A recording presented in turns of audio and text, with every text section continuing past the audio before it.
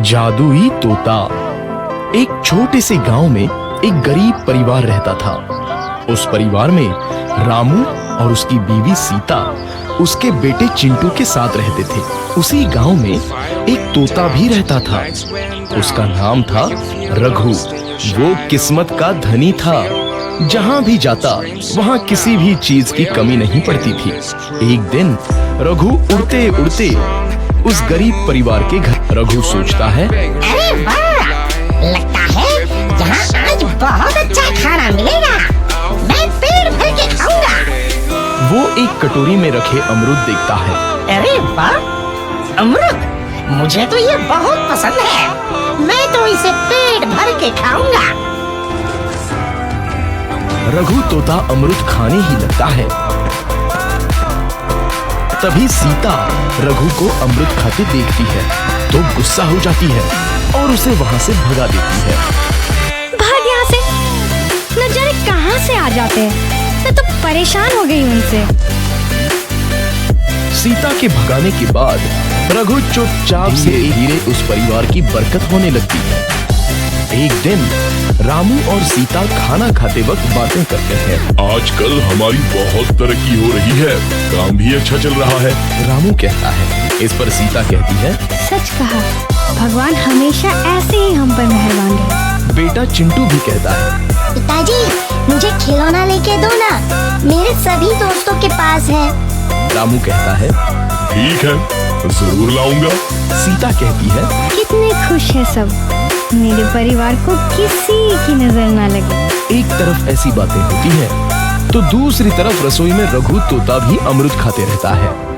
मजा आया, अमरूद खाया, मजा आया। तभी सीता रसोई में आती है और रघु तोते को अमरूद खाते देख बहुत गुस्सा होती है। सीता रघु को बाहर निकालने के लिए पिंजरे में अमरूद रखती है।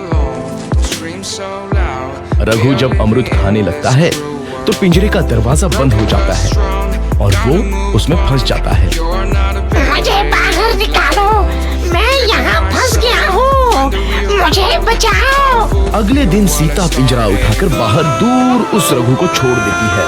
रघु के जाते ही उनके घर आई बरकत धीरे धीरे कम हो जाती है। उन्हें बहुत घाटा होता है। सीता कहती है, ये क्या हो रहा है? अचानक इतना कैसे बदल गया? अच्छा चल रहा था। रामू कहता है, लगता है भगवान हम पर रूठ गए हैं। चिंटू भी कहता है, लगता है अब मुझे खिलौने भी नहीं मिलेंगे। और वो रोने लगता है और बाहर चला जाता है। कुछ दिन बाद रघु तोता फिर से उस घर में आता है। वापस आया, मैं वापस आया। अब मैं जमकर अमरूद खाऊंगा। रघु सीधा रसोई घर में चला जाता है और अमरूद खाने लगता है। कुछ देर बाद सीता रसोई में आती है और रघु को देख कहती है, एक तो घर में पहले से इतनी दिक्कत चल रही है और ऊपर से ये तोता मुझे और परेशान कर रहा है। सीता रघु को वहाँ से भगा देती है। रघु उड़कर किसी कोने में छुप जाता है। कुछ दिन बाद धीरे धीरे उस घर की बरकत वापस आने लगती है। काम भी अच्छे से चलने लगता है। एक रात जब रघु तोता अमरूद खाने जाता है तो पिंजरे में फंस जाता है। ये लोग आखिर चाहते क्या हैं? एक तोते को शांति से अमरूद खाने क्यों नहीं देते? मैं कौन सा चोरी कर रहा हूँ?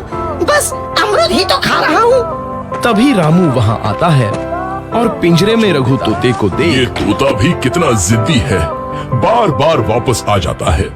जैसे ही रामू रघु को छोड़ देता है, अगले दिन से फिर से उनके घर की बरकत जाने लगती है। काम में घाटा होता है।